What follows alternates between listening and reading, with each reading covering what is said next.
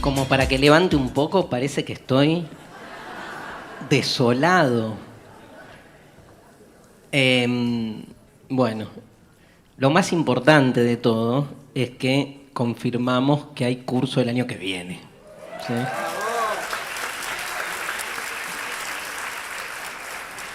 Ya vamos a ver con qué temas, pero bueno, siempre en la línea de lo que venimos trabajando. Agradecerle a todos los que estuvieron. Fue medio irregular, ¿no? El curso con el tema de la fecha, sobre todo sobre el inicio de este cuatrimestre, con la no promulgación de la ley de aborto, que justo nos tocaba ese día. Pero fue un año políticamente muy movido, con lo cual terminar con la cuestión de la democracia vale, ¿no? Habla un poco también de muchas de las cosas que pasaron. Dos cuestiones así coyunturales antes de empezar en esto que ya conocemos como la introducción de la introducción, que es que vivimos en este país 35 años de democracia ininterrumpida, ¿no? Y es un dato. Han habido gobiernos de distinto tenor, con distintos modelos y proyectos de país. Ha pasado de todo. Pero lo que no ha habido, por ahora, y por suerte, y esperemos que nunca más, es interrupción de la institucionalidad democrática, sobre todo en función de lo que ha sido en la historia de Latinoamérica, los golpes de Estado, promovidos por la esfera militar, pero como todos sabemos, con un fuerte consenso civil, ¿no? Ningún golpe de Estado se hubiese dado si no hubiese tenido su complicidad civil, su soporte civil. Y digo, no es poco estos 35 años porque la cosa está, ¿cómo se decía hace algunos años? Crispada. Vieron que hay palabras que ya no se usan, ¿no? Que en su momento todo el mundo estaba crispado, ahora todo el mundo está entusiasmado, ¿no? Estaba, por lo menos. No sé si tanto ya. Pero hay esta crispación o esta forma que yo hoy voy de algún modo a defender. Digo, para mí no hay democracia si no hay conflicto. Una democracia sin conflicto es una democracia realmente formal, ¿no? Entonces, cuando cuestionamos la formalidad de la democracia, hay que animarse y arriesgar también a pensar, digamos, a algunas categorías que en general no son bien vistas o no son políticamente correctas. Sobre todo en estos años en los que cundió muy fuerte la idea de que esa forma de llamar al conflicto en nuestro país, la grieta, pasó a ser un concepto, digamos, negativo, ¿no? De alguna manera se supone que el gobierno hoy en el poder, la alianza hoy en el gobierno, entre otras cosas, lo que prometió como eslogan de campaña fue justamente hacer de este país un país sin grietas, ¿no? Como si fuese tan fácil suturar, no conflictos históricos, sino suturar al ser humano, ¿no? Porque digo, lo conflictivo tiene que ver con esa fragmentación que nos constituye, ¿sí? Obviamente hay algo del conflicto que hay que entender, que hay que diseminar, ¿no? Que hay que desplegar, porque no es fácil, o sea, es molesto. Hablar de conflicto es molesto con uno mismo, porque el conflicto de algún modo te invade, te lleva puesto, te molesta. No sé, a mí últimamente me molesta más que el conflicto, lo contrario, la supuesta paz social a la que se llega disolviendo las partes del conflicto, ¿no? Habría como una primera pregunta, si quieren, filosófica ahí, que es ¿en qué sentido o qué es más importante en términos de realidad social? Si pensar una sociedad en la que se puedan desplegar sus diferencias, aunque en ese despliegue se genere un conflicto permanente. ¿Qué otra cosa es la democracia? Si no esas diferencias en conflicto o en pugna permanente, donde justamente pueden desplegar cada una de las partes su singularidad y la singularidad de uno va a chocar permanentemente con la singularidad del otro. O, del otro lado, ¿no? Esta especie como de intento de buscar una especie de unidad. Qué palabra difícil también, porque, digamos, hay diferentes formas en términos sociales de pensar la unidad, ¿no? Veámoslo en lo chiquito, veámoslo en lo familiar. ¿Qué significa unidad? Una familia, 5 integrantes. Papá, mamá, ¿no? 3 hijes. Ahí 5 personas, ¿sí? Unidad, diversidad, hay conflicto, no hay conflicto. ¿Dónde nos vamos de vacaciones? ¿Quién decide, no? Si es democracia, ¿cómo se decide? ¿Cómo se resuelve democráticamente las diferencias? Porque evidentemente no va a haber semejanza, salvo, ¿no?, que te regalen un viaje imposible de un mes, no sé, a donde quieran, con todo pago. Digo, el que está en desacuerdo, nada, tiene problemas. Pero en general, digamos, en esas decisiones, o más chicos, si quieren, ¿qué comemos? ¿Qué cenamos hoy? Y en algún punto lo que uno ve ahí es cómo se van, digamos, desplegando relaciones de poder. En lo chiquito, en una familia. Imagínense en una sociedad. Una especie de espejo micro-macro, ¿no? Donde en definitiva, cuando hablamos de unidad, ¿de qué hablamos? ¿De la posibilidad de un consenso entre todos los integrantes? ¿Alguno de nosotros, de los que estamos acá, ha logrado en su hogar alguna vez un consenso libre y absoluto para decidir qué mierda cenamos a la noche? ¿O siempre hay uno que dice, basta, me rompe las pelotas y se va, cocinen lo que se les cante? Otro que dice, hoy se come esto. Otro que dice, ¿querés comer otra cosa? Cocina vos. Donde lo que va determinando después lo que cada noche se cena es fruto de un conflicto, no en el sentido de que quiero reventar al otro, sino de que hay intereses y singularidades con propósitos muy distintos. Uno está terminando de ver una serie, justo llega la hora de la serie, bueno, no, ¿qué es más importante? Otro está terminando un trabajo, otro está harto las pelotas de la vida, pero hay que cenar. Pero hoy que tengo una angustia existencial, más si tenés todos los días una angustia existencial y nunca te haces cargo de la cena, ¿no? Pero me parece que, digamos, es interesante ahí, digo, en esta segunda posibilidad, que es, digo, en nombre de la unidad hay 2 opciones. O se logra una especie de consenso idílico, donde todas las partes pueden convenir en lo que todos quieren y ceden, conceden y aceptan en función, digamos, de alcanzar una proporcionalidad equitativa del deseo de cada uno. ¿Cuándo? O poder. Alguien siempre se lleva la mejor tajada. Alguien termina imponiéndose sobre el resto. Alguien termina decidiendo porque en ese hogar particular es un hogar, no sé, con fuerte propensión patriarcal, o al revés, con fuerte propensión feminista, o sin propensión. Y entonces son diferentes actores que en diferentes momentos terminan de algún modo haciendo pasar como consenso lo que es su decisión. Es muy, muy, muy difícil pensar una democracia en términos de la satisfacción del deseo de todas las partes. Diríamos que, en términos ideales, ese sería el objetivo de la democracia. Que todos podamos, de algún modo, ¿no? Hay un viejo...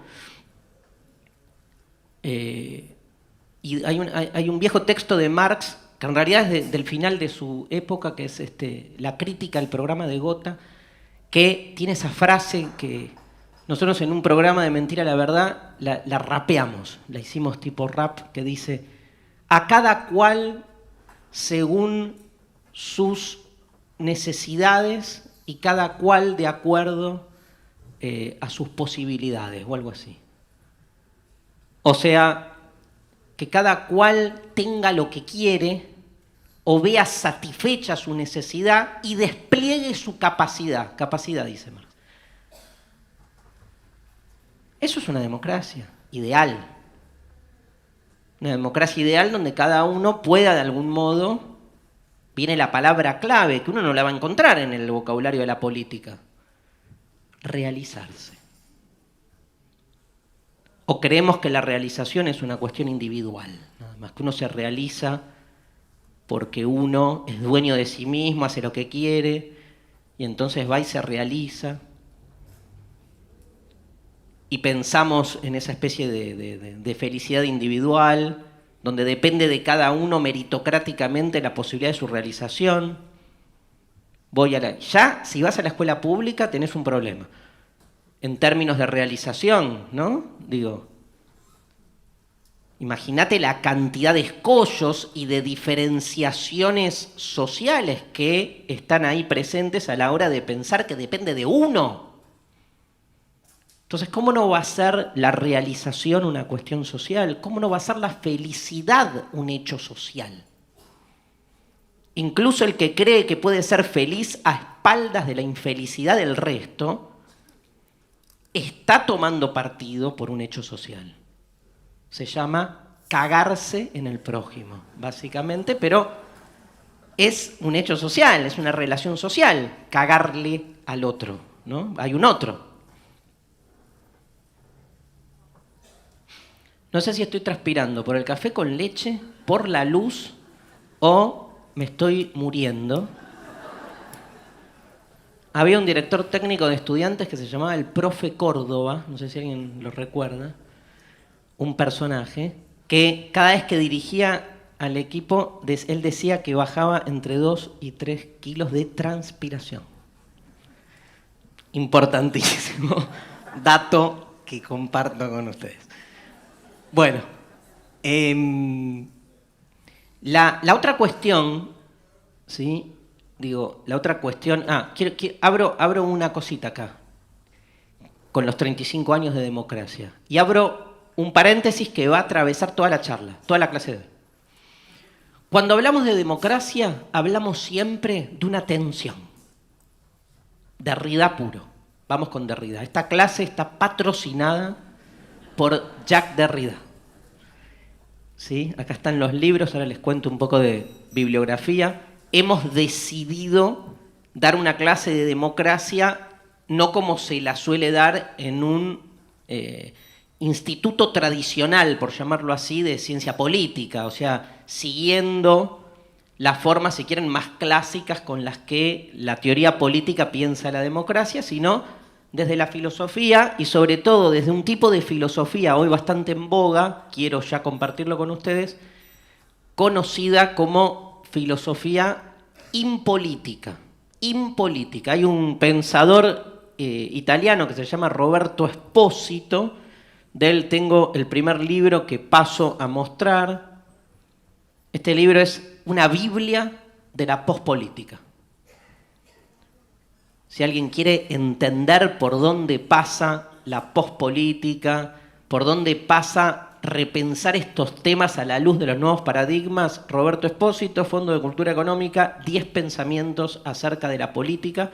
Cada uno de los 10 pensamientos, de esos 10 conceptos, son, por ejemplo, política, democracia, responsabilidad, mal, orden, violencia, etc.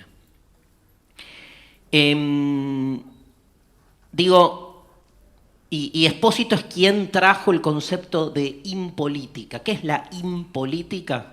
Nada, es un juego de palabras típico de la filosofía, a veces al pedo, pero que busca como salir de los lugares por ahí más obvios. La filosofía todo el tiempo está haciendo el intento de desobviar. a veces se va a la mierda porque busca ser tan provocativa e irreverente con el sentido común que dibuja demasiado.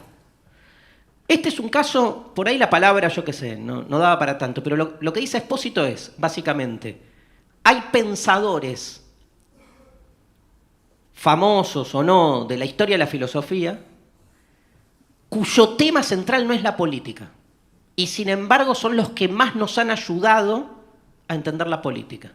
Si vos vas en busca de entender la política leyendo a los pensadores de la filosofía política, no entendés un pomo. Porque estás como enclaustrado en un paradigma que no puede salirse de sí mismo.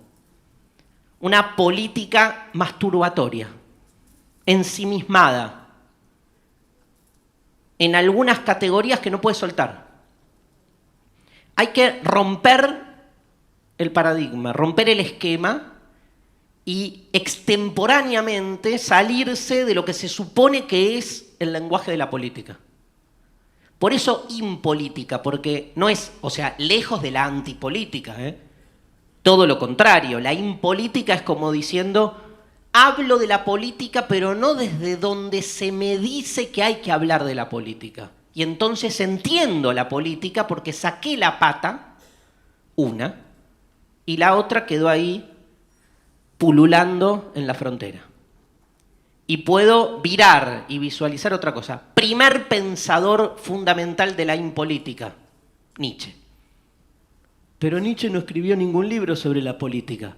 Por eso se entiende mucho mejor en esta perspectiva, gente, que no es la única ni la mejor, es más, diría, hasta resulta improductiva si quieren entender fenómenos de la coyuntura inmediata. Pero en esta lectura, como Nietzsche no habla directamente de la política, puedo, si voy a Nietzsche, entender más de lo que pienso de la política.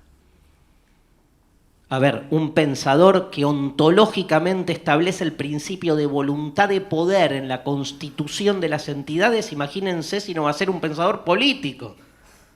Poder. Esta botella está ejerciendo un poder porque se establece, afirma una identidad, busca espinocianamente perseverar en el ser. Uno diría Spinoza, sí, lo que pasa es que Spinoza habla de la política. Pero el Spinoza que no habla de la política es impolítico. Eso es la impolítica, ¿no? Buscar autores que parecería que no están directamente hablando del tema. Entonces, desde esa perspectiva es que quiero acercarme y analizar, y compartir con ustedes una segunda situación. La primera son los 35 años, decía, ¿no? Me faltó esto, perdón. Decía, separemos entonces, casi se me pianta, pero ahí vino. Separemos dos instancias. Cuando hablamos de democracia, hablamos al mismo tiempo de dos categorías en tensión. Una, fácil, la democracia institucional. ¿Qué es la democracia? Un sistema político que tiene sus formas, sus diferencias, democracia parlamentaria, democracia presidencial. No es lo mismo la forma en que está institucionalizada la democracia en Argentina que en Chile, que en Brasil, que en Estados Unidos.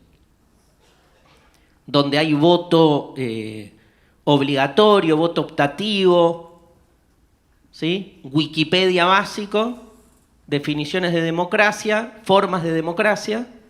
Ahora, esa democracia es una democracia institucional. Ahora, otra cosa, y acá aparece el otro, ese gran pensador impolítico que es Derrida, de quien tampoco tenemos un libro sobre la política, y sin embargo toda su lectura sobre la política, miren dónde está, en su libro que yo más amo, rojo, llamado Políticas de la Amistad. Pero dice políticas, sí, pero de la amistad. ¿De qué habla Derrida? De quiénes son mis amigos y quiénes son mis enemigos. Eso no es política. Ja.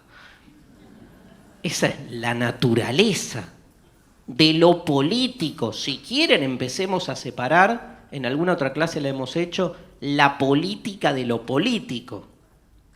Ahora vuelvo, porque explico lo que iba a decir. Separemos la política institucional, prácticas e instituciones, o sea, la democracia institucional, de lo político. En este caso, de la democracia como apertura, de la democracia como hospitalidad, de la democracia como deconstrucción, de la democracia como una forma, una voluntad de apertura permanente, de ampliación de derechos, y si hay que resumirlo en una palabra, la democracia como la vocación irrecusable por el otro. O sea, ¿qué es ser democrático? Priorizar al otro, la otredad, lo que no cuaja, lo que queda fuera, lo que padece, lo que está excluido, lo marginado. Democracia significa el tránsito permanente que el ser humano realiza por seguir visibilizando cada vez las nuevas exclusiones. ¿Cómo nuevas exclusiones? Sí, nuevas por dos motivos. Primero, porque son exclusiones que pueden ser materialmente nuevas en un mundo que materialmente está transformándose. Entonces aparecen situaciones inéditas para otras épocas. Pero nuevas porque históricamente estuvieron invisibilizadas. Lo dijimos la última clase. Se está democratizando la sexualidad. Se está democratizando el género. Que se esté democratizando el género no significa que no existía la mujer o que no existía la ambigüedad identitaria o la indeterminación sexual. Significa que en un avance democratizador, lo que en otros tiempos no se visualizaba como sujeto de sujeción, hoy sí. Y en términos democráticos, en esta segunda democracia, que es más abstracta, vocacional, si me permiten, más incondicional, la llama Derrida, incalculable. ¿Por qué todo eso? Porque esta segunda democracia está siempre buscando no defender los derechos de los que hoy asumimos que no tienen derechos. Porque ya está, nos dimos cuenta. Qué bueno, tardó un poco la humanidad en darse cuenta de la sujeción de la mujer, ¿no? Tardó un poco. Falta un montón, seguro. Ya está visualizado. Les pregunto, dice la democracia radical. No de la UCR, de la radicalizada. ¿A quién no visualizamos hoy como posibles excluidos? Por eso, ¿sí? ¿A quién no? ¿A quién todavía no? ¿Cómo a quién todavía no? Y a todos, y vivimos en una sociedad democrática. No. Justamente en esta segunda forma de pensar la democracia, que entra en tensión con la democracia institucional, esa primera democracia institucional se vuelve una democracia aferrada a la legislación existente. La legislación existente establece igualdad de derechos y autonomía jurídica para todos los ciudadanos de este país. ¿Y quién no? ¿Cómo quién no? Es un país democrático. Bueno, lo que la democracia incondicional, esta segunda forma de pensar la democracia, nos trae de novedad es: tenemos la exigencia ética de pensar, aunque no lo veamos, quiénes son hoy los que están afuera. O sea, ¿quién es el otro? Porque es un movimiento infinito, les diría. Donde cada vez que visualizamos una otredad hasta hoy invisibilizada, esa otredad pasa a incorporarse como sujeto de derecho. Con lo cual automáticamente, más que celebrar, mirá, matrimonio igualitario, mirá, ley de identidad de género, mirá cómo vamos ampliando derechos, o retrocediendo, ¿no? Porque los fascistas salen a pedir la derogación de la ley de identidad de género, ¿no? En un montón de marchas que ocurrieron hace muy poco en nuestro país, donde en nombre del rechazo de la ampliación de la ley de educación sexual, directamente lo que promueven con el mote de provida, que ha ido mutando, ¿no? El mote de provida es la derogación, sobre todo de la ley de identidad sexual, de la ley de identidad, perdón, de género, que como ustedes saben, y si no, es la ley que establece que hoy en la Argentina, con sus limitaciones y sus condicionamientos, porque acá viene el quilombo, toda ley implica condicionamiento, pero toda democracia implica la transgresión de todo condicionamiento. Tenemos esa tensión. La ley de identidad de género es increíble, impecable. Cualquiera de nosotros puede ir al registro civil y decir, quiero cambiar mi género. El Estado va a decir, ok, ¿qué eras? Y ahí tenés que decir, mujer, varón. ¿Y qué querés ser? Y ahí tenés que decir, lo contrario. Y entonces tenés que aceptar que eras de un género cerrado, que hay un contrario único a tu género cerrado, y que no tenés otra opción de cambio que binariamente al contrario.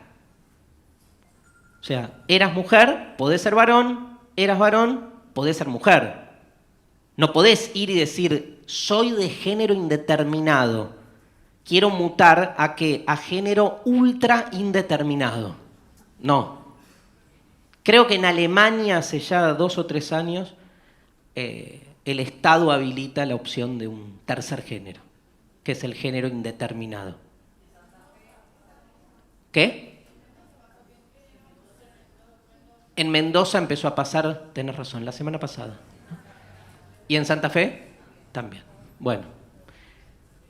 Ahora, directamente se saca el género de la acreditación, ¿no? Porque acá hay un tema, bueno, lo vimos cuando hablamos de lo femenino, del texto de Preciado también.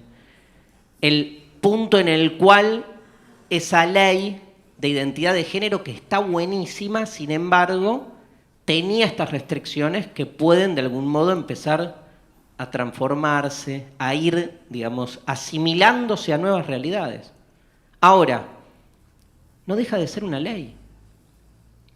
Y en tanto ley, esta es la ley que quieren tirar atrás los sectores más conservadores, ¿no? Porque dicen que va en contra de la naturaleza. Viste que la naturaleza es como que siempre la adaptás a lo que te conviene, ¿no? Digamos, cuando algo es natural, antinatural, porque además, digo, no hay nada que esté más en permanente estado de transformación permanente que la naturaleza. O sea que justificar algo en la naturaleza es justificar algo en el cambio. Pero de repente tienen una lectura de la naturaleza justamente antinatural, que es una lectura religiosa o metafísica de la naturaleza. Si algo no es la naturaleza, es fija u ordenada en ese sentido del orden, ¿no? De que es, en el sentido de su ultimidad, de que es definitiva. Ahora, es un gran ejemplo el de la ley de identidad de género, porque convergen como 3 actores ahí. Los conservadores que quieren volver a una idea más tradicional de la naturaleza y diríamos antidemocrática. porque ahí se visualiza en este segundo sentido de la democracia la reacción contra la apertura y el cambio. Tenemos un segundo actor que es, y esto es muy, muy interesante, la polémica permanente que uno vive, que es la política a través de la promulgación de leyes puede democratizar a la sociedad. Puede.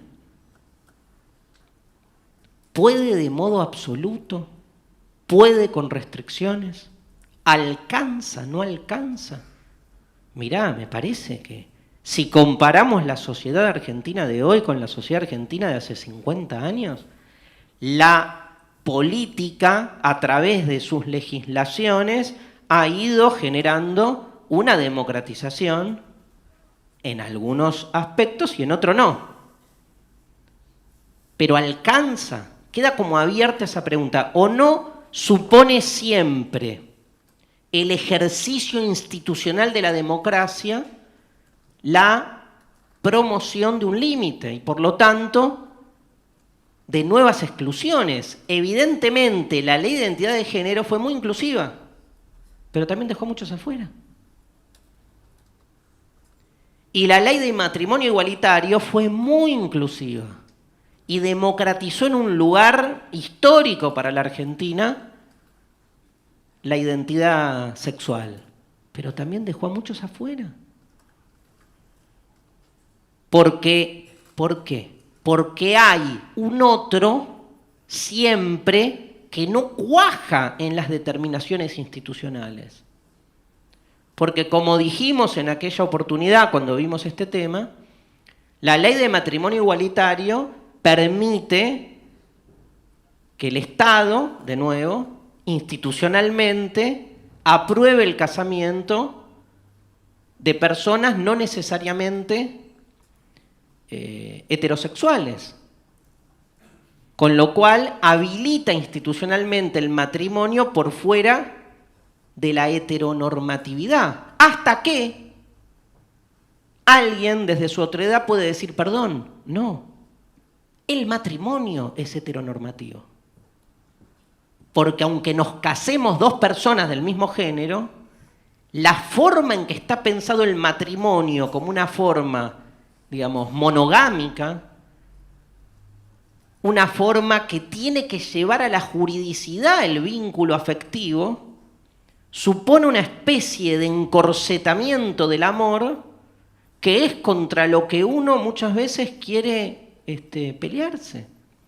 Aquellos que abogan por un amor revolucionario y que construyen su identidad en términos afectivos contra las normativas vinculares tradicionales, les da exactamente lo mismo que el matrimonio sea heterosexual o igualitario. El problema es otro, el matrimonio.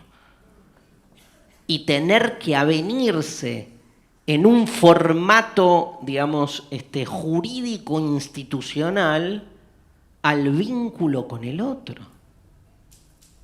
Yo creo que conté en esa clase, si no vuelvo a contar ahora, que en pleno debate del matrimonio igualitario, a mí me habían llamado de un par de programas de televisión en ese momento y yo estaba como orgullosísimo de salir a defender el matrimonio igualitario en debates, me peleaba así con doctores de filosofía de la UCA y cosas por el estilo. Fue muy, muy interesante el recorrido. Puedo decir con orgullo que casi todos los debates a los que fui me sentí bilardistamente ganador, menos uno, que perdí en una derrota histórica para mí con el diputado Olmedo. Y que gracias a Dios que existe por esto que voy a contar, nadie tiene ese video. No está en YouTube. O sea, no está en la realidad. Gracias, Dios. Porque me pegó... ¿Eh? No está grabado. ¿Cuál? No. ¿Esto que estoy contando yo? Sí, bueno, pero vos, si vos vieras el paseo que me pegó, yo transpirando y nada. Fue tremendo, tremendo. Todo empezó, no debería contarlo esto, pero todo empezó porque me senté, programa de televisión, estaba Olmedo con otro de ese grupete, y al lado mío estaba María Rachid, que en ese momento, hoy creo que es legisladora o diputada, pero en ese momento, también hoy, ¿no? Pero claramente era como una de las cabezas del movimiento a favor de la ley. Y entonces cuando me senté, María Rachid me puso un pin, ¿no? Que decía, yo estoy a favor del matrimonio igualitario, y empezó hablando Olmedo, y Olmedo empezó diciendo, porque ustedes los homosexuales... Y yo me trabé. Era como que era en vivo y entonces yo decía, pero tengo que decir que yo tengo que expresar mi identidad sexual, tengo que... ¿Usted qué? Y de repente estaba como encerrado en mí mismo diciendo, ¿y él qué sabe que soy yo? Porque estoy al lado de ella que sí lo expresa. Yo no dije nada, o sea que no sabés. Pero estaba en esas elucubraciones y perdí. Me dijo, ¿usted qué piensa? Y no había ni escuchado. Y dije, Heidegger.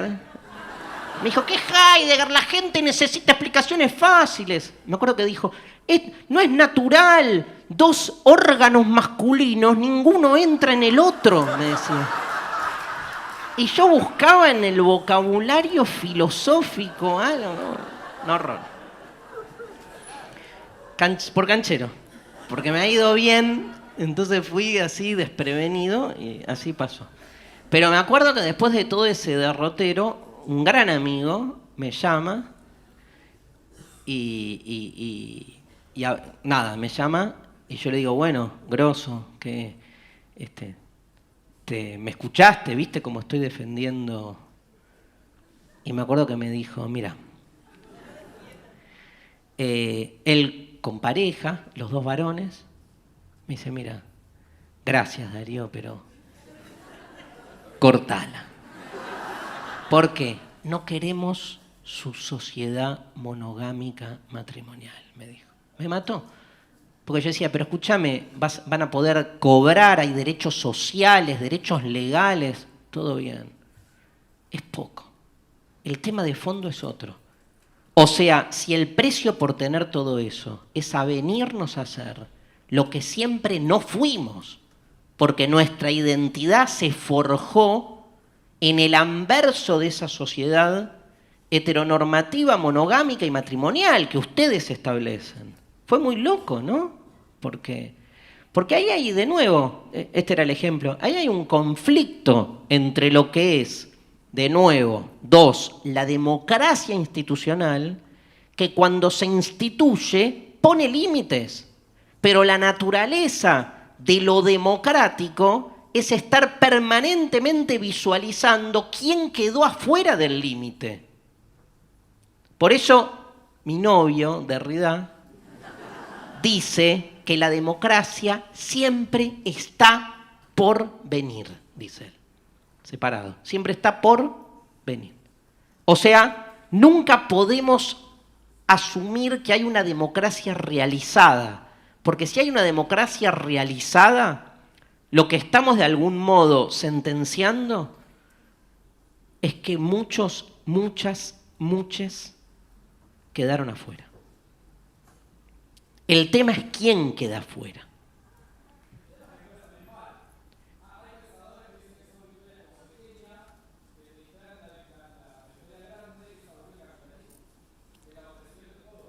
Bueno, está muy bien.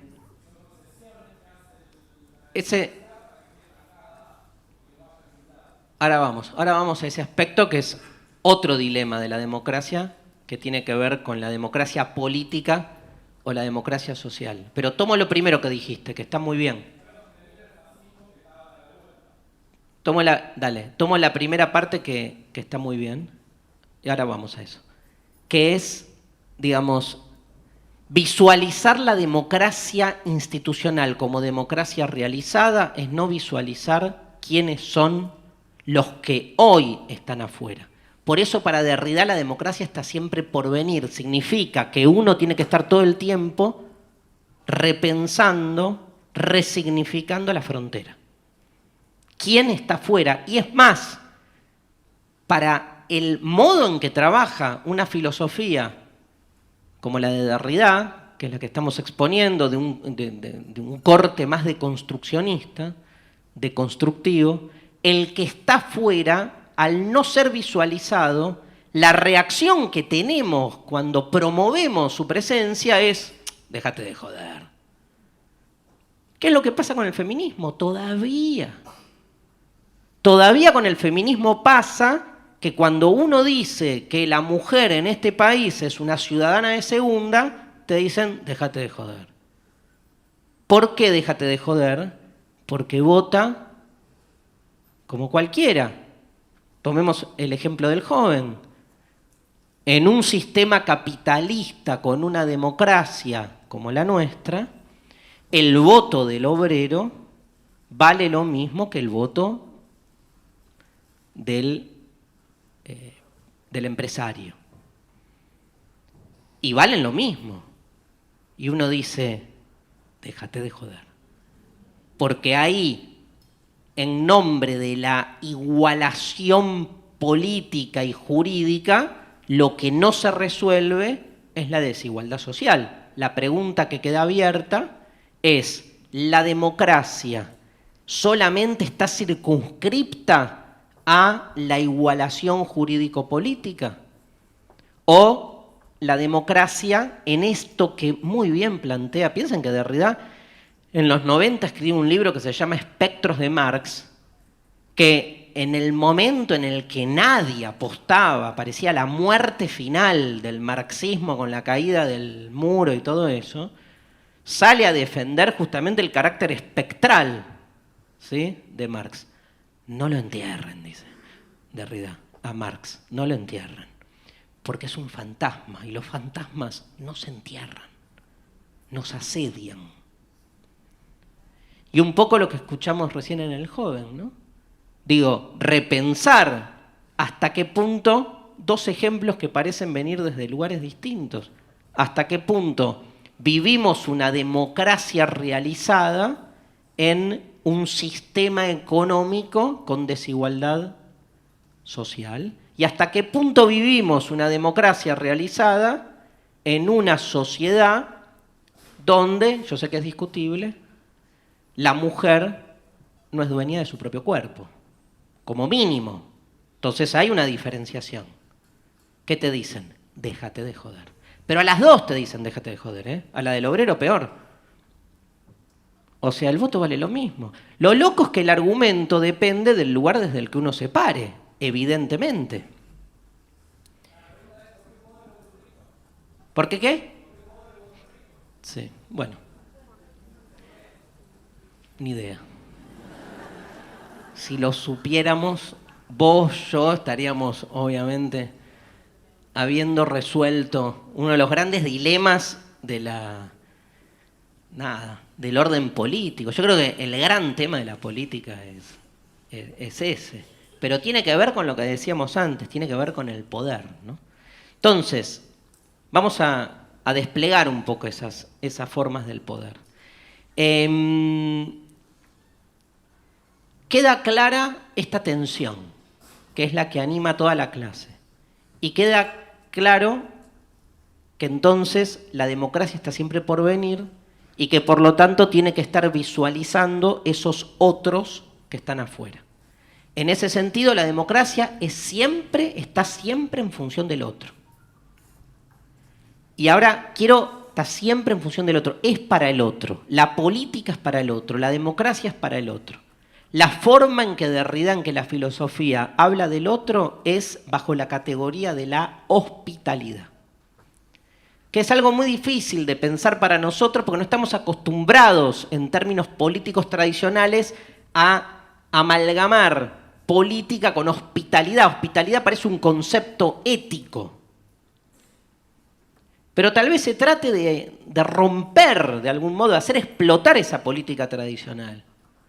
Si la democracia tiene que ver con la otredad en algún punto, ¿cómo poder repensarla en términos institucionales? ¿Se puede?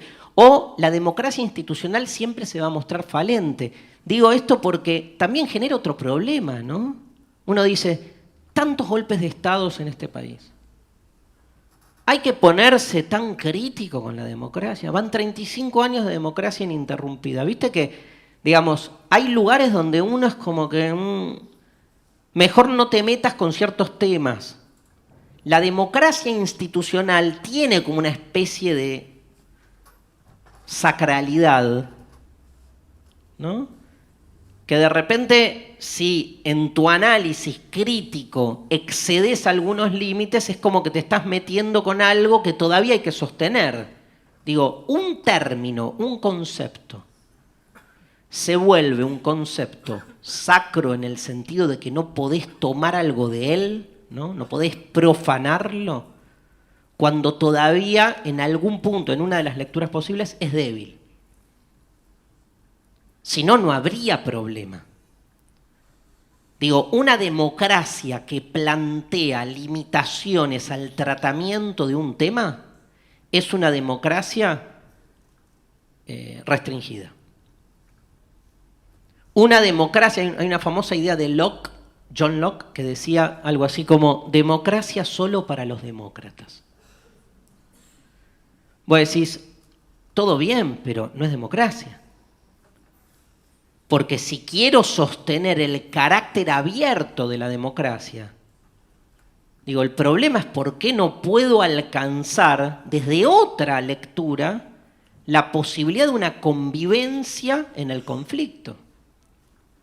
Si la democracia es solo para los demócratas, acá no solo queda afuera un montón de gente invisibilizada, queda afuera gente bien visibilizada a la que no se le da lugar.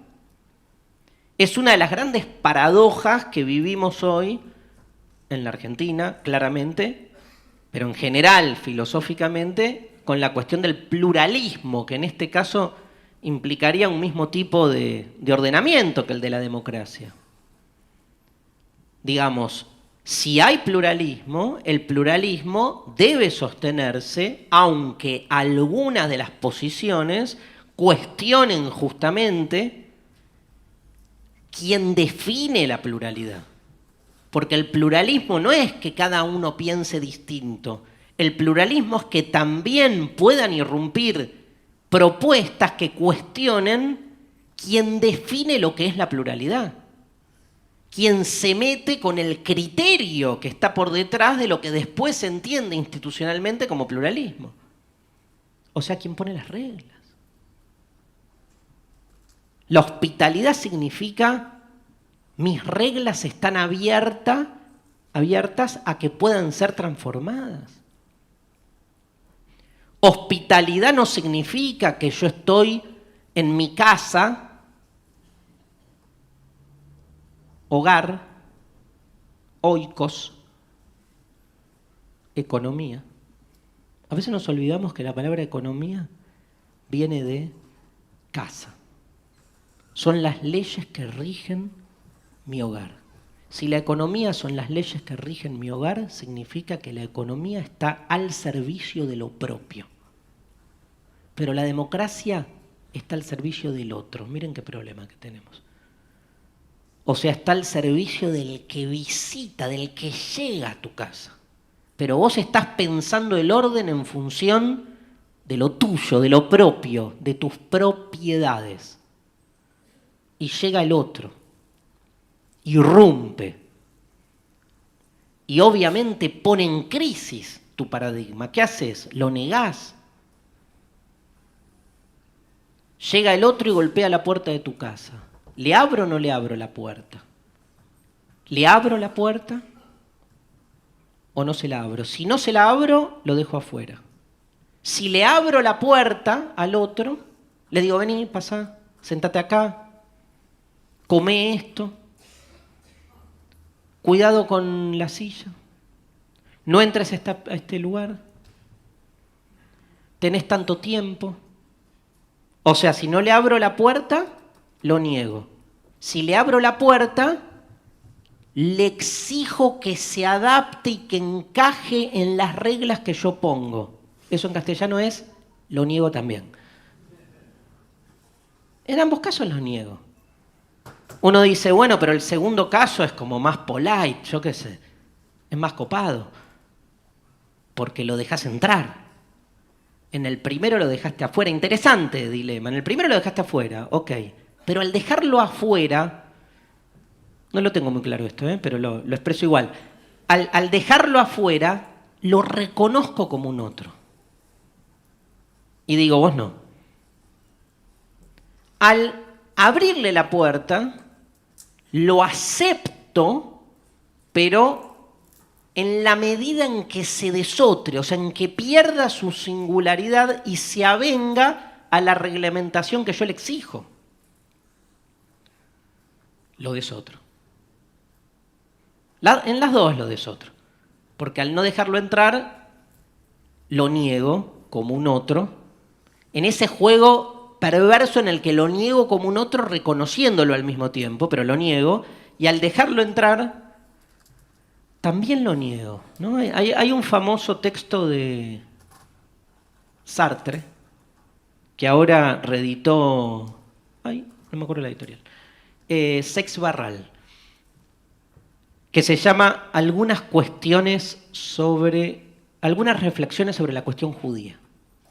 Un texto que escribe Sartre sobre finales de la Segunda Guerra Mundial, donde es como un texto muy interesante para tratar de entender una de las otredades constituyentes del occidente europeo, que es la figura del judío. Sartre escribe este texto y hace como una radiografía en el capítulo 1 del antisemitismo. Dice, ¿qué es un antisemita? Y explica todo lo que se le juega a quien niega la otredad. El judío europeo, año 44 es el libro, o sea que todavía no estaba constituido el Estado de Israel. Otra forma de pensar la identidad que después muta. Y en esa época hace una radiografía del antisemita y explica el origen de esa discriminación. Termina el capítulo 1 y dice, bueno, ahora que se entendió lo que es un antisemita, vamos a explicar a alguien que es más discriminador que un antisemita. Alguien peor. Me dice, ¿quién? Capítulo 2, el demócrata. Tremendo es el texto. Y dice, ¿por qué? Porque el demócrata acepta al judío en la medida en que se desjudaice, porque lo acepta, es un ser humano como yo, pero que no joda con su particularidad, que cambie su forma de hablar, que no rompa las bolas con el sábado, o sea, que vaya recuperando su humanidad, como, ¿no?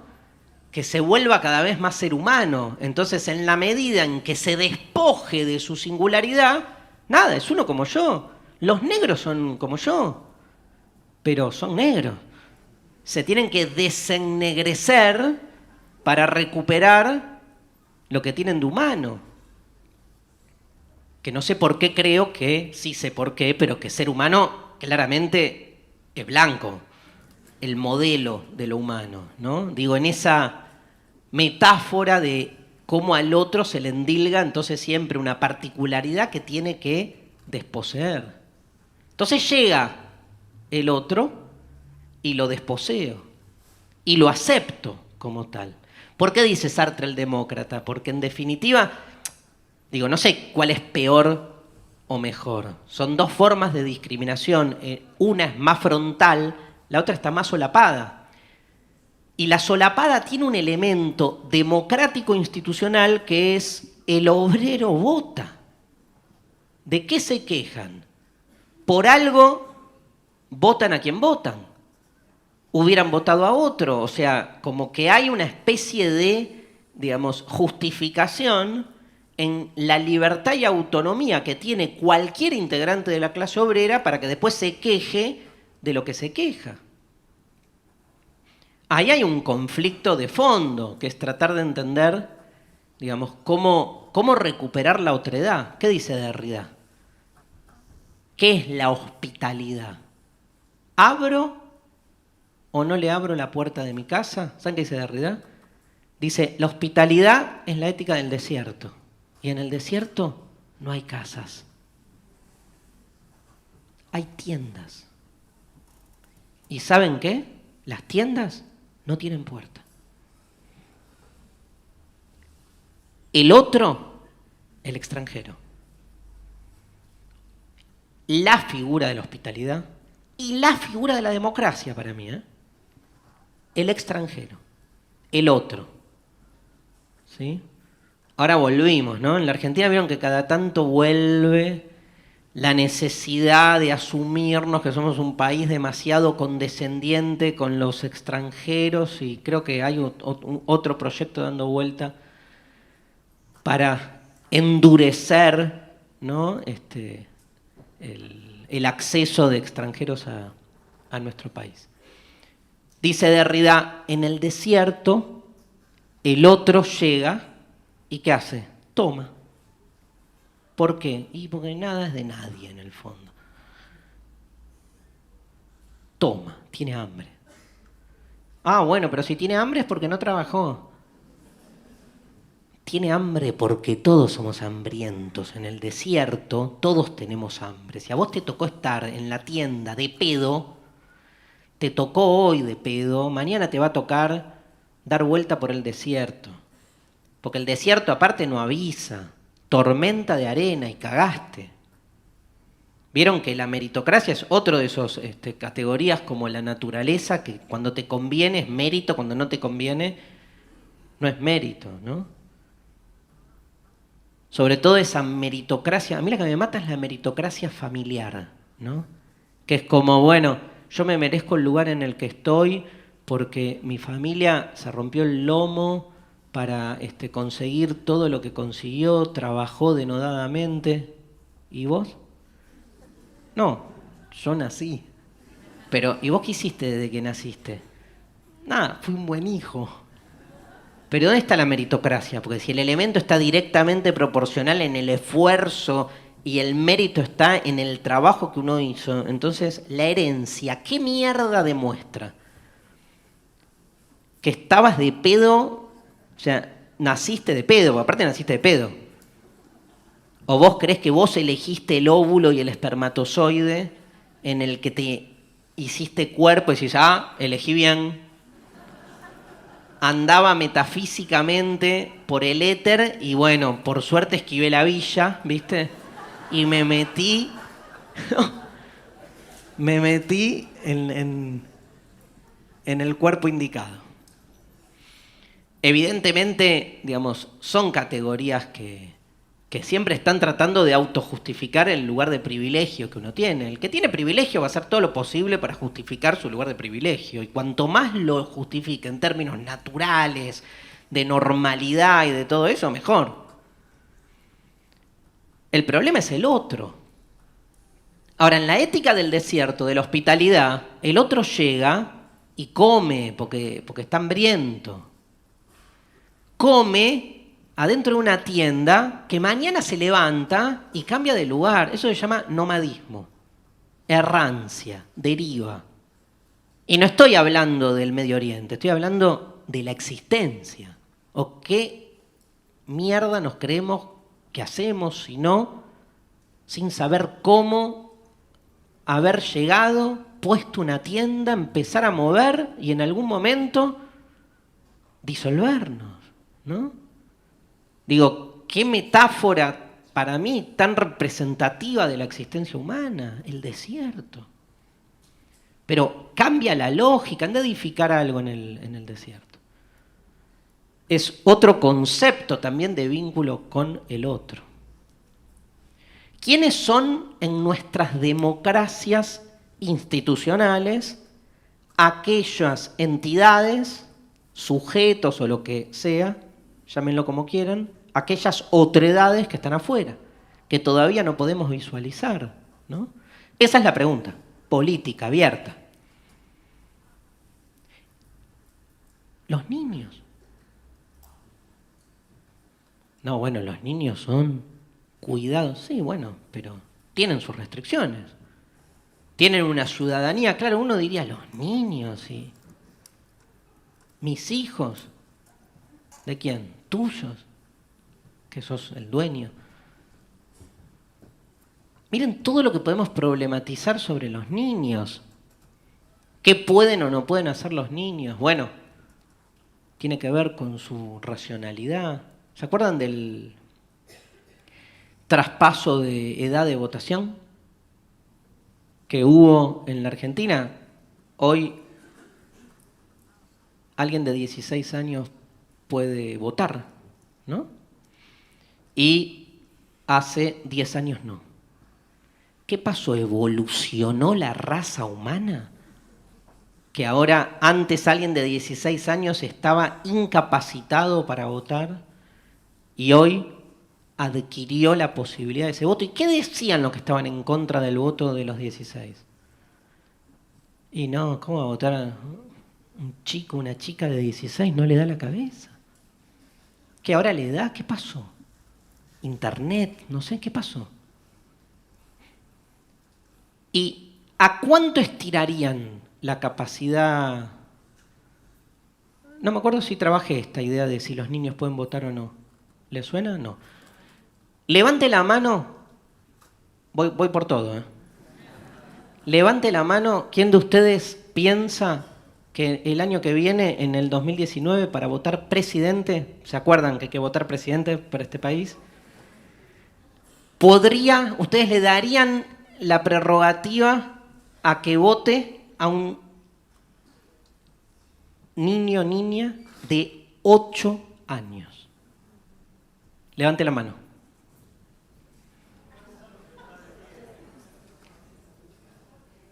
Derrota total.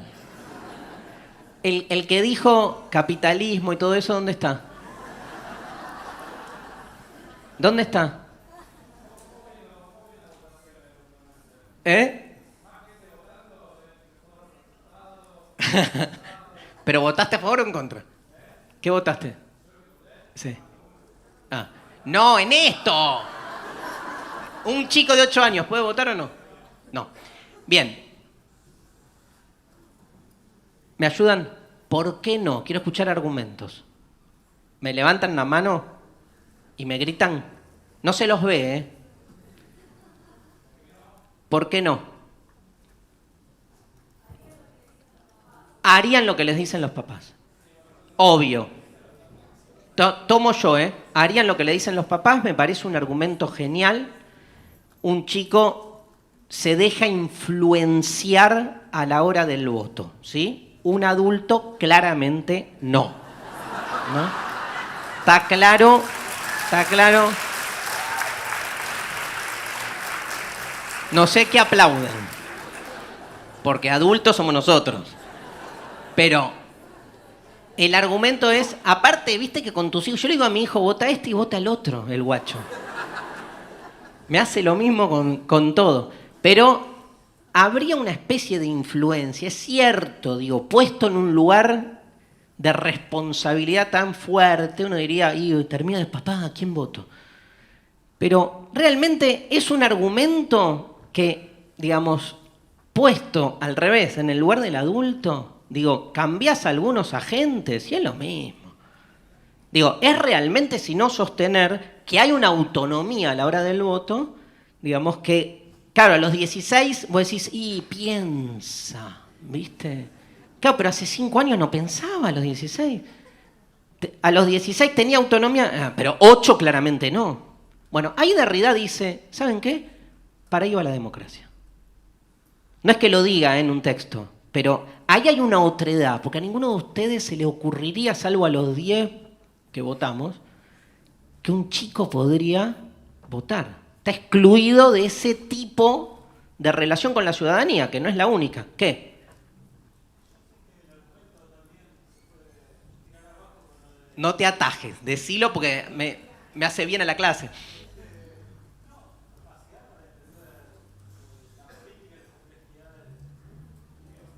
Tiraste la palabra complejidad, como que los niños no entienden de complejidad, ¿no? No, está bien. Y te diría, para no caer en el argumento de antes, vos ponés a un chico de 8 años, a ver, esto lo dice Felipe Piña, ¿no? Lo ponés a ver, no sé, esos programas japoneses, donde tenés 200 millones de batallas, ejércitos, enemigos, que tiene una complejidad y los pibes te entienden todo. Entonces, hay algo ahí en qué, digamos, ¿por qué pensar que hay algo en su mente que no llegan a comprender y que un adulto sí? Más en la política partidaria, donde por dónde se juega el voto. No diría, bueno, no, porque no ha generado un desarrollo racional sostenido y evolutivo para poder tener autonomía racional. ¿Y quién vota con la racionalidad como única variable a la hora de votar, ¿no? Sería eso, digamos. Ah, pero votaría por, no sé, por calentura o votaría por pasión.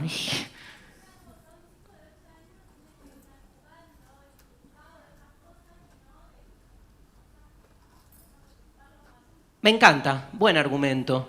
Un chico de 8 años no hay que hacerlo cargo.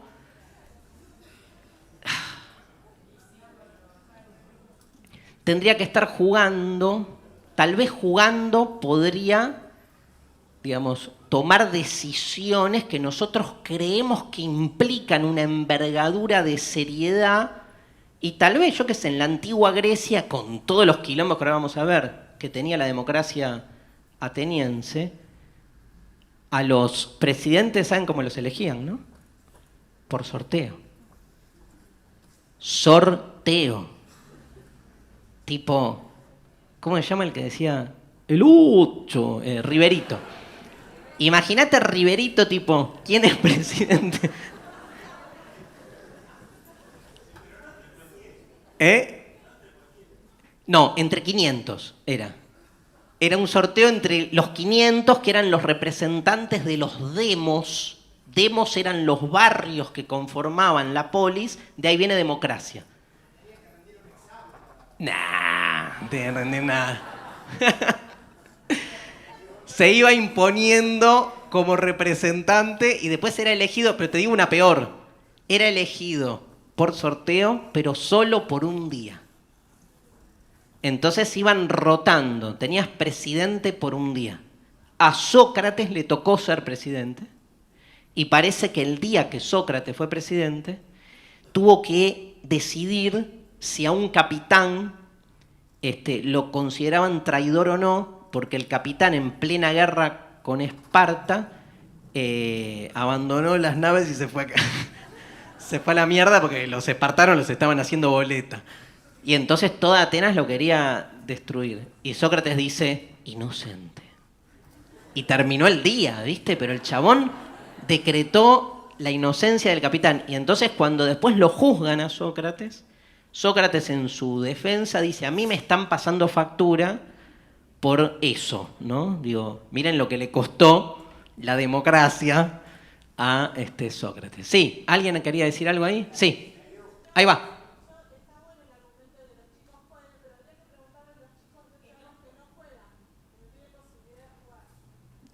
Total, me encantó. ¿Qué más acá?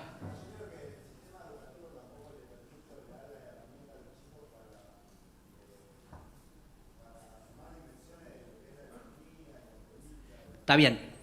Pero imagínate, si ellos, pienso con ustedes, si ellos fueran incorporados a las prácticas democráticas electorales, tal vez cambiaría algo de la economía, de la política, como uno está suponiendo de antemano, la homogeneidad de esas prácticas. Y podrían cambiar. Es más, digo algo más, en relación a muchas de las cosas que escuché, la racionalidad, uno diría como que el chico tiene una racionalidad menor, que eso ya es discutible.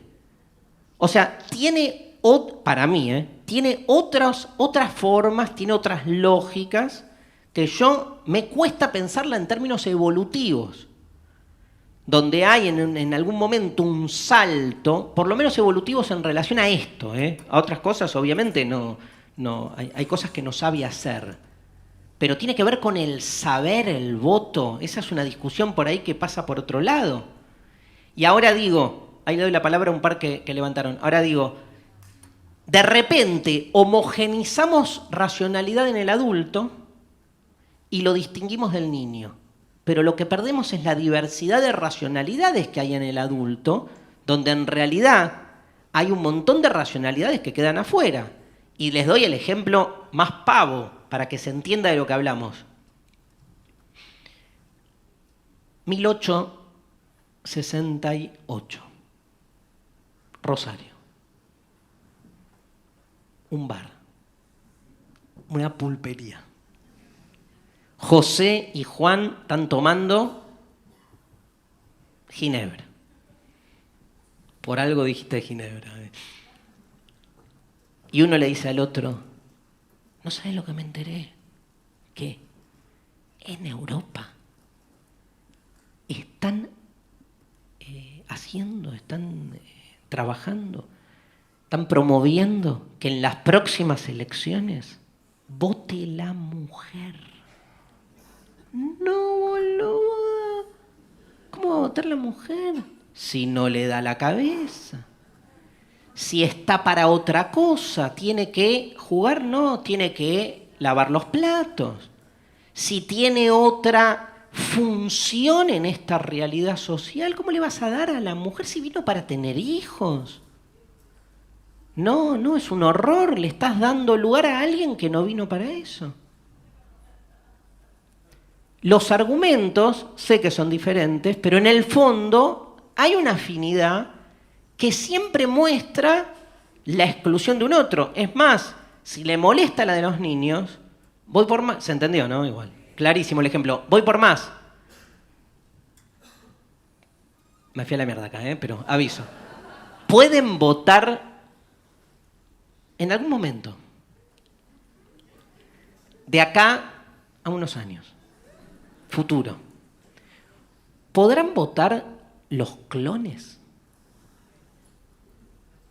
Seres humanos clonados que tienen una función tal vez de, como esa película, ¿vieron esa película genial? La Isla, que es, digamos, como una sociedad de clones que fueron creados por los ricos que han logrado hacer como una fotocopia de sí mismos y entonces los tienen a todos en una isla, que es como más que una isla, es como un lugar cerrado, sin que se den cuenta de que son clones, creyendo que viven una vida normal que es absolutamente ordenada, ¿sí? En realidad les cagué el final, porque la película es al revés, que vos no te das cuenta hasta la mitad de la película que ellos... Bueno, lo lamento. Y entonces, Ewan McGregor y Scarlett Johansson son la parejita que se dan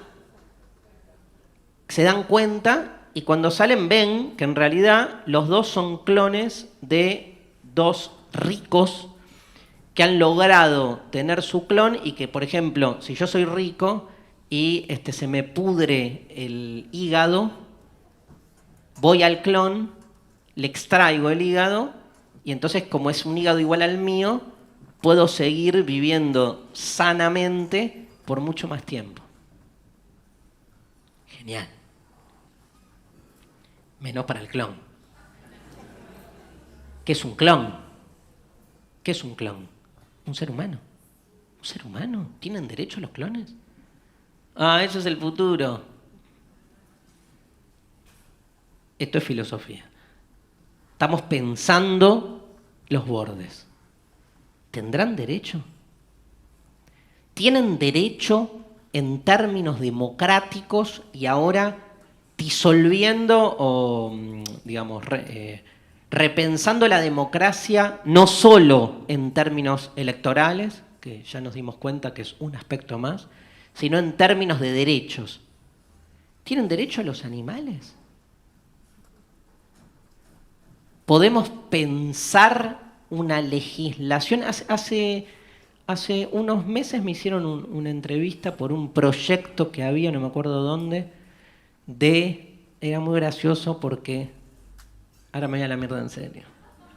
Ya la de los clones es poco, pero era así. Me llamaron de una radio porque había un proyecto no sé dónde para promulgar derechos para un determinado tipo de especie animal, pero fue muy gracioso porque digo, ¿qué especie animal? Los gorilas.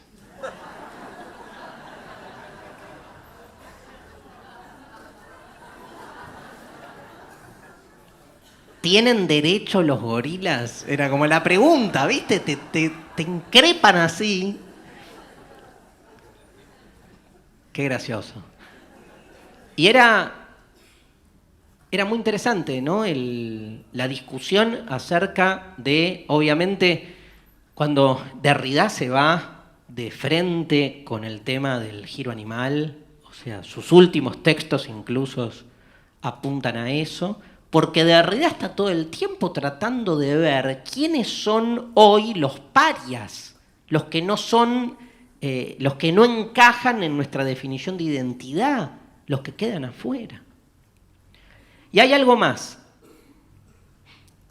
Es un tema el tema animal, ¿eh?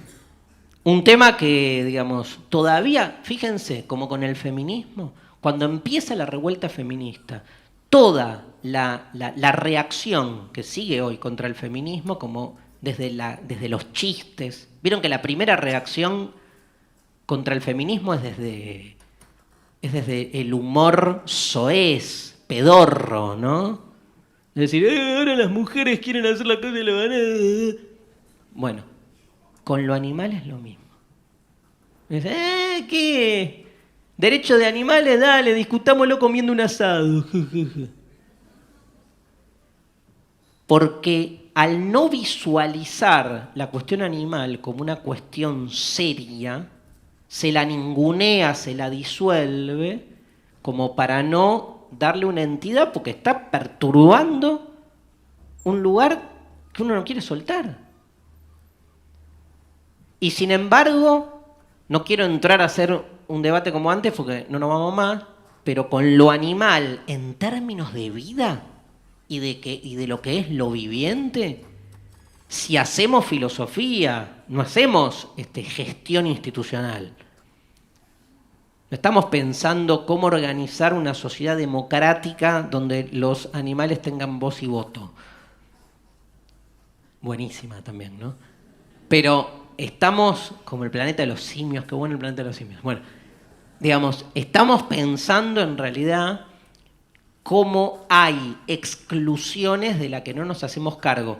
Derrida habla de la matriz sacrificial de Occidente. Occidente siempre opera a través de una matriz sacrificial. Hay quien queda afuera y está justificada su exclusión, en nombre de la democracia. Porque pone esas fronteras, las impone y disuelve la otredad.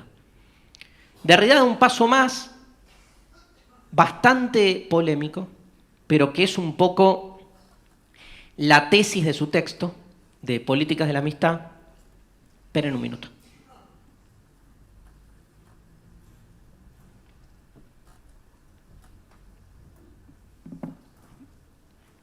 Me llamaron por... No. Quería ver la hora. Iba a hacer el chiste, me llamó Derrida. ¿Se acuerdan cuando apareció... ¿Alguien estaba en el curso que apareció un gorila cuando dio una clase de Derrida? Mira. ¿Viste el video? No, fue tremendo. Está por acá el gorila. En Políticas de la Amistad, Derrida plantea esto. Otra tensión en esta lógica. Dice, y nos metemos con uno... Bueno, me quedan un montón de cosas, pero nos metemos primero con este tema. Derrida dice, ¿vieron que hay como una especie de idealización de la democracia griega? La democracia griega era una democracia que tenía un montón de problemas. Primero, era absolutamente excluyente. Es cierto que es una democracia directa.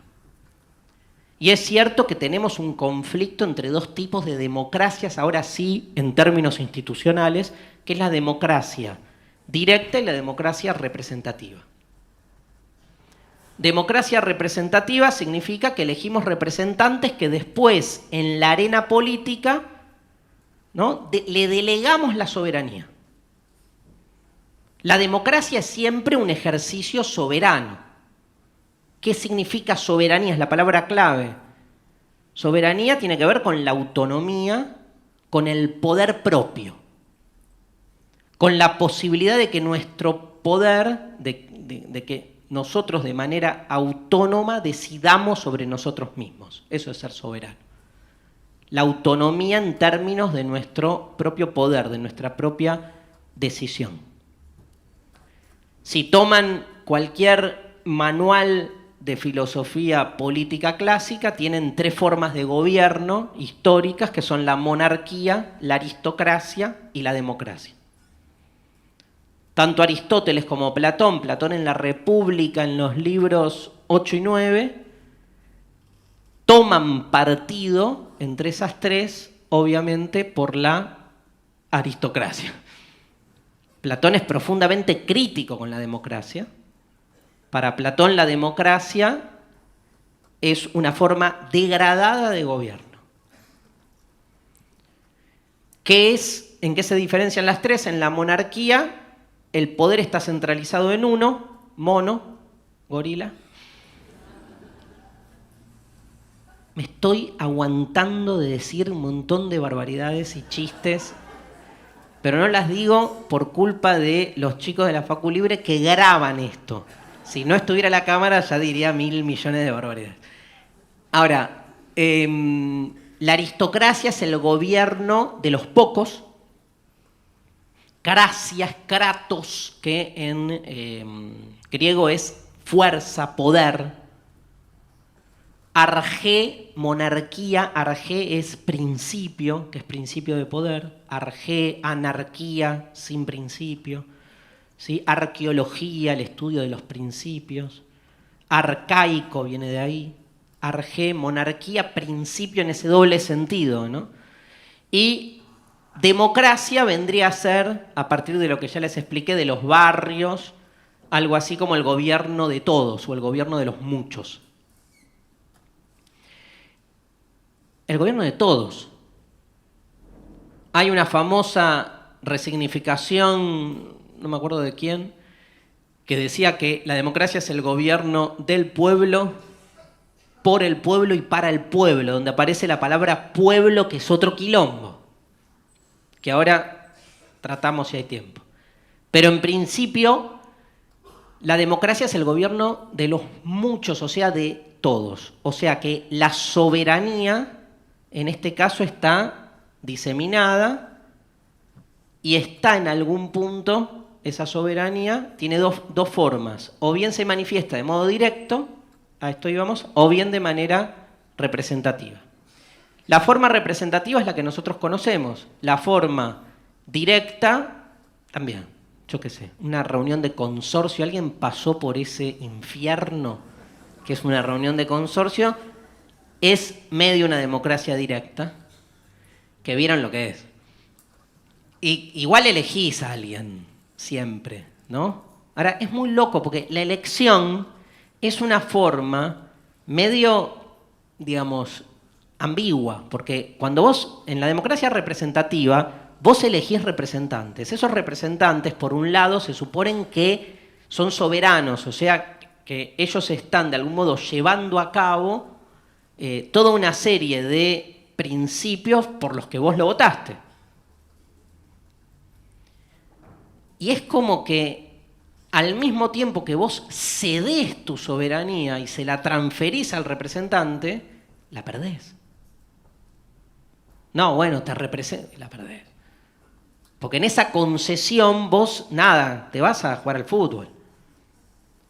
Podés tener mayor o menor compromiso y mayor o menor control de qué pasa con esa representación, pero no deja de haber representación. Bueno, acá, perdón que me meta con estos temas, pero en Santa Fe un conflicto importante con un voto de un diputado socialista con el tema del aborto, ¿no?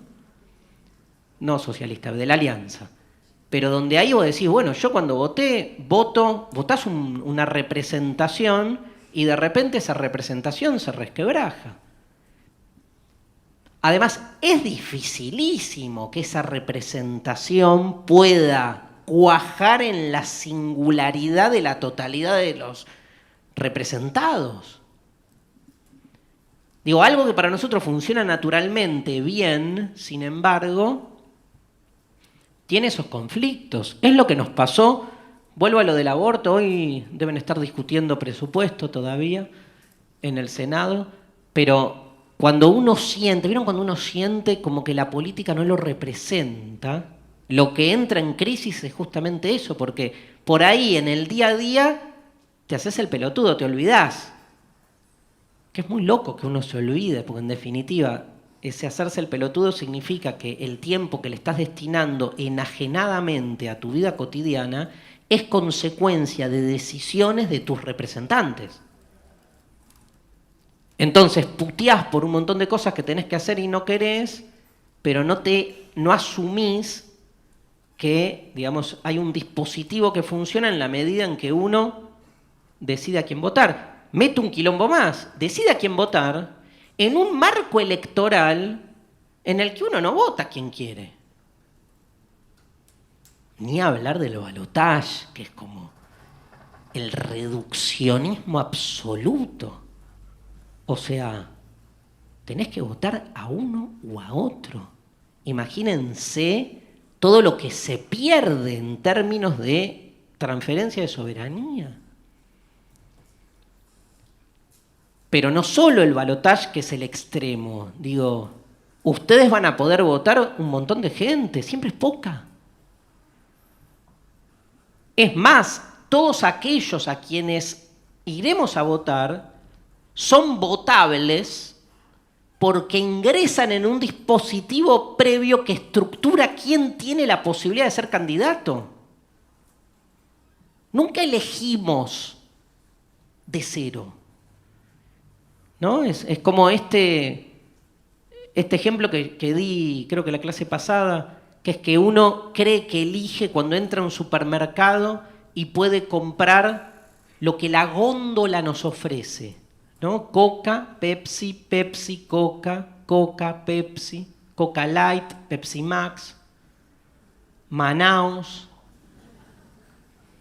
Siempre hay una tercera posición. Ahora, son tres. Tres y, digo, Coca, Coca Light, Coca Cero, Coca Life. No está más, ¿no? Ahí están como los distintos peronismos, serían, ¿no? Urtubey. Hay que ver quién es quién. Pichetto. Después tenés Pepsi. Y también vas por acá, vas por allá. Un Manaos, que andás a ver quién es. Ahora, elegir, ¿no? Como dice, el chiste es, poder elegir es poder no entrar al supermercado. No elegir entre lo que la góndola previamente te predetermina y te preestablece como entidades a ser elegidas. O sea, yo elijo, no entro.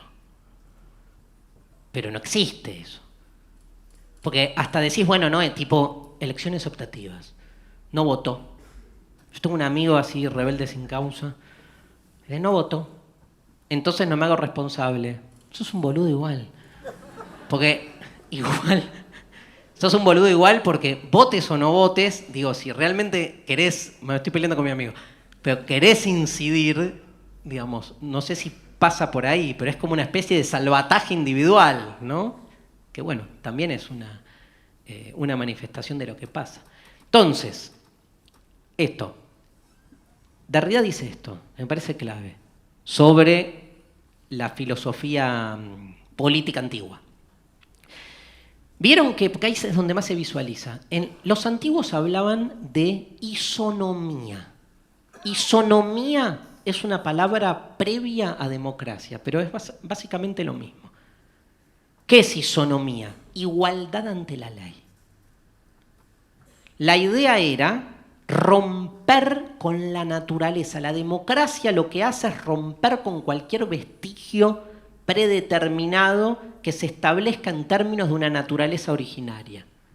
Todos somos iguales ante la ley independientemente de nuestro origen, sobre todo en una sociedad jerárquica. Claro que la isonomía en la antigua Grecia valía solo si eras varón, ¿no? Ateniense, entonces quedaban afuera las mujeres, los esclavos, los extranjeros. Entonces, ¿qué ve Derrida ahí? Y en esto se pelea mucho contra toda una tradición democrática moderna. Derrida dice, hay una tensión de la que no zafamos. Si la democracia es la apertura indiscriminada al otro, el principal límite que tiene la democracia, ¿cuál es? La patria. La isonomía al final no es más que otra forma, dice en este libro, que isogonía, o sea, gen. Hay democracia si sos ciudadano argentino. Pero la ciudadanía argentina o chilena o brasileña o la que fuera establece un criterio de distinción, como mínimo diría, de exclusión, donde la supuesta democracia, que es la apertura indiscriminada al otro, vale en la medida en que tengas documento nacional de identidad. Y entonces aparece un tema que después va a tomar Marx, que lo va a poner en un ángulo, que es la diferencia entre lo humano, los derechos humanos y los derechos del ciudadano. En definitiva, la democracia, en términos institucionales, parece valer solo para la ciudadanía, pero la ciudadanía supone una identidad nacional. Una identidad de origen, sobre todo a partir de la modernidad. Hay que construir el mito del origen, porque si no, no funca. Y hay que poder distinguir y dejar afuera a los que no tienen que ver. ¿Por qué puede votar como para presidente de este país un extranjero? Claro, no estás haciendo la vuelta filosófica que es, che, todos somos extranjeros. Y la extranjería es un concepto que atraviesa mucho más que una frontera territorial, de un territorio casual. ¿O alguien cree que los estados nacionales tienen un origen natural? Los estados nacionales. Los estados nacionales que son una invención de la modernidad y del capitalismo moderno, ¿son naturales? ¿Saben qué? No, pero solo tienen fuerza si logran construir un mito originario que los presente como tales. Y entonces tenemos la palabra nación. Todos somos hijos e hijas, que nunca se agrega, ¿no?, de la misma nación. Nación, palabra cuya etimología remite a nacimiento. Todos somos de la misma nación, hijos e hijas de la misma nación, significa que todos provenimos de un mismo tronco originario de nacimiento. Tenemos que creérnosla que lo que nos une a todos los argentinos, argentinas y argentines es que todos, todas y todes provenimos del mismo vientre. Que hay un origen sanguíneo, que a todos nos une la consanguineidad. Uno dice, no, ¿yo qué tengo que ver con nación? Hay que instalar la idea de nación. Somos parte de una nación, todos venimos de un mismo nacimiento. Patria, padre. Fíjense que toda la narrativa de lo nacional está buscando denodadamente definir lazos que en su casualidad, sin embargo, pierdan esa condición aleatoria y se muestren en un mismo origen sanguíneo natural. Con héroes que son como los familiares, ¿no? De los que de algún modo todos provenimos, con mixturas, lo que quieran. Pero la patria básicamente es la presencia de lo que nos mancomuna, de lo propio y de lo que nos diferencia del otro. Si algo define a la patria, es que la patria nunca es del otro, sino que la patria siempre es propia. No tiene ningún sentido pensar a la patria en términos de otredad, salvo que la rompas, ¿no? Y que pienses en un esquema conceptual donde entiendas que lo propio de la patria es su propia disolución. Esto es entender que más allá de esas fronteras identitarias hay siempre un resto que nos mancomuna en nuestra diferencia, en nuestro conflicto originario. Es muy interesante la contradicción o la tensión que hay entre lo nacional y lo democrático, sobre todo entendiendo que vivimos en países que hacen de la democracia su sistema político. Repito, y esto es tal vez, digamos, el inicio y la lógica del texto de Derrida, que hay una tensión entre una democracia institucional que siempre es, dice Derrida, calculable, condicional, sujeta a legislación, con una idea de democracia más bien abierta, que lo que está buscando permanentemente es el traspasamiento de esos límites, abierta a la presencia del otro. Quiero ir terminando. Con lo de la patria, básicamente, me parece que ahí es muy interesante repensar la figura del extranjero, ¿no? Porque esa extranjería, de nuevo, en términos institucionales, está puesta, miren qué loco, en identidades que son similares a las nuestras.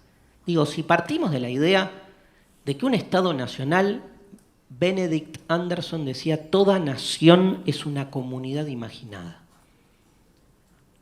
donde hay un principio en el cual se establece una frontera. La frontera, digo, entre Argentina y Uruguay es arbitraria, pero entre Argentina y Chile también es arbitraria. No, boludo, está en la cordillera de los Andes. Estados Unidos tiene la cordillera en la mitad y no son dos países. O la lógica geométrica de la cordillera, contásela a los mapuches que van, digamos, habitando la zona en términos circulares alrededor de la montaña. Les chupa un huevo la cordillera como un límite geométrico. Es otra forma de pensar, digamos, el habitar, ¿no? Entonces, Argentina-Bolivia, lo único que define, por consecuencia, por efecto, que la alambrada esté más allá o más acá, es a cuántas familias collas partiste por la mitad. Y de repente la mitad es argentina y la mitad es boliviana. Pero mi primo, boliviano. Evo. Bien.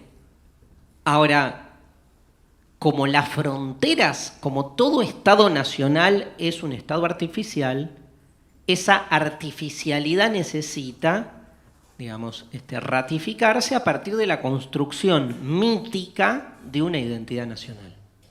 Que todos hablemos el mismo idioma, tengamos los mismos héroes y sobre todo los mismos villanos, los mismos enemigos. ¿Quién es el enemigo?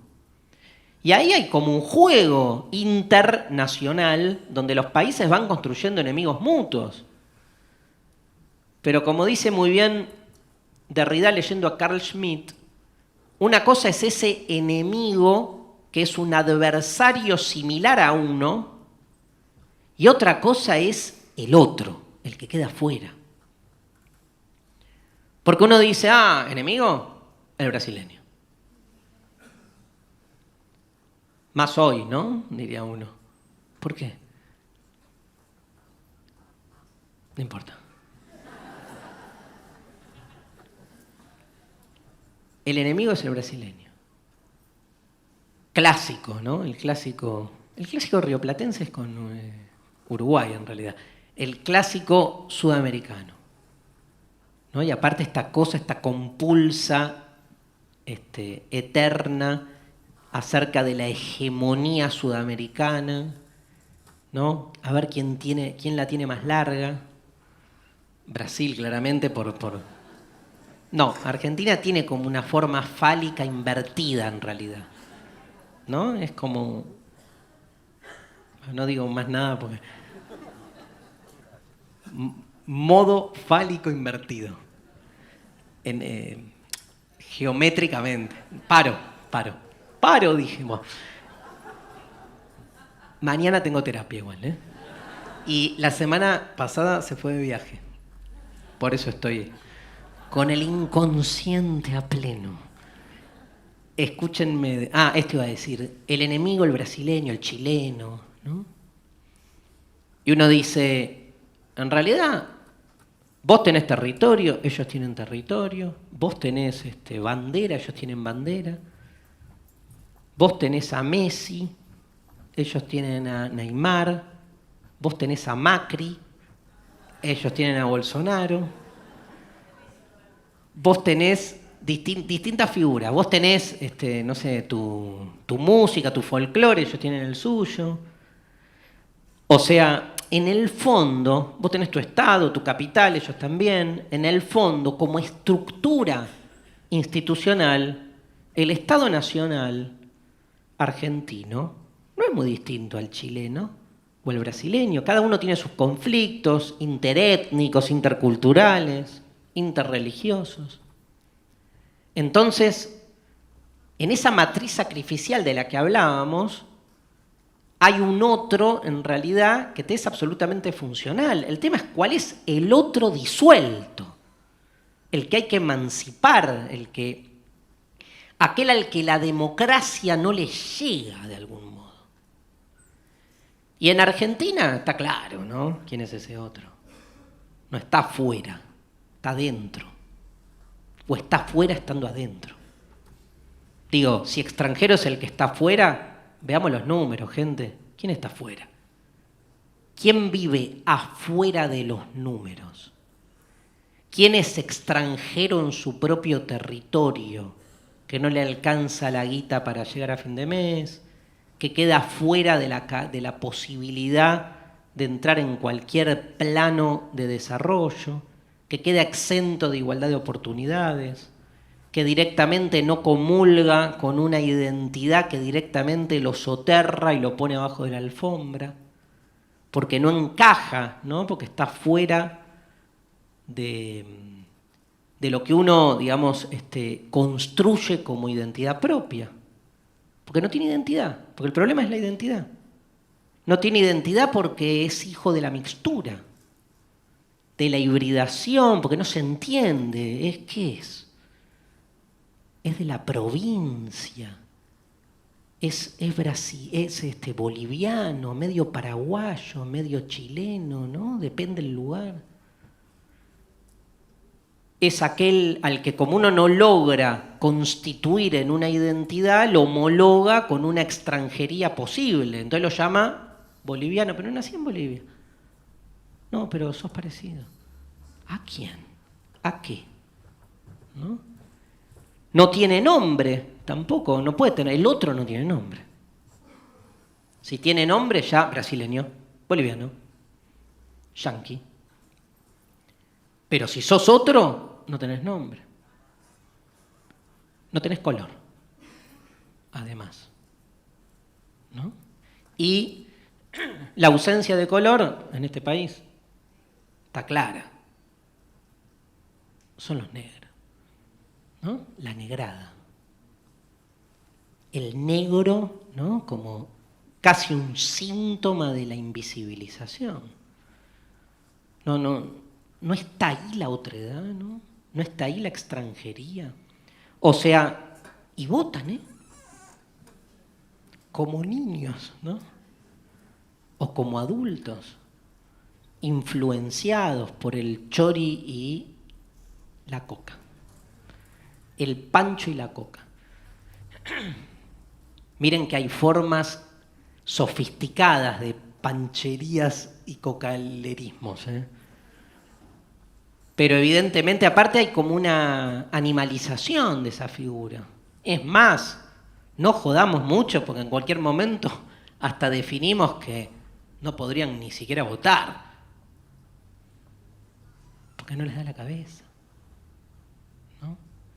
Son cabecitas negras, no les da. Y entonces, cualquier tipo de democratización, entiendo yo, leyendo Derrida y llevándola a nuestro país, tiene que ver justamente con la hospitalidad, tiene que ver con la irrupción de ese otro, ¿no? Un otro que está ahí todo el tiempo, el extranjero interior, por llamarlo así, con el que uno convive y que es donde menos se nos juega en nuestra política cotidiana la apertura, ¿no? No hay democracia si seguimos sosteniendo esta extranjería interior. Es una democracia en algún punto restringida. Bueno, hasta acá llegué. Muchísimas gracias a todos.